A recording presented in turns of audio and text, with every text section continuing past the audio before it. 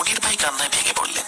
বারবার বলতে লাগলেন, আমাদের তো কোনো শত্রু নাই, এমন কাজ কি করব? হুজুর বললেন, শয়তানের উপাসকেরা কোনো কারণ খোঁজে না, এদের চিহ্নিত করা খুবই কঠিন। চিকিৎসার এই প্রক্রিয়া একদিন বা এক রাতে শেষ হলো না। হুজুরের নির্দেশ মতো তারা 7 দিন ধরে এই আমল চলতে লাগলো। এই সময়টাতে ভাবির অবস্থা এক এক সময় এক এক রকম। কখনো উনি শান্ত হয়ে ঘুমাতেন, আবার কখনো এমন সব কাণ্ড কারখানা করতেন দেখে মনে হতো সব আশা শেষ। হুজুর বাড়ির চারপাশে দেয়ালে তিলের মতো কিছু একটা দাগ টেনে দিলেন। বিশেষ আয়াত লেখা কাগজ দরজায় দরজায় সাজিয়ে দিলেন।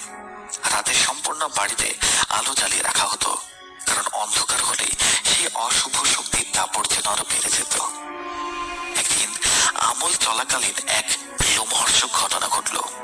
হুজুর খুব জোরে আয়াত পড়ছিলেন। হঠাৎ মনে হলো সম্পূর্ণ ঘরের ভেতরে যেন ভূমিকম্প হচ্ছে। দেয়ালে বাঁধানো ছবিগুলো সোজা থাকার বদলে বদলে যাচ্ছে।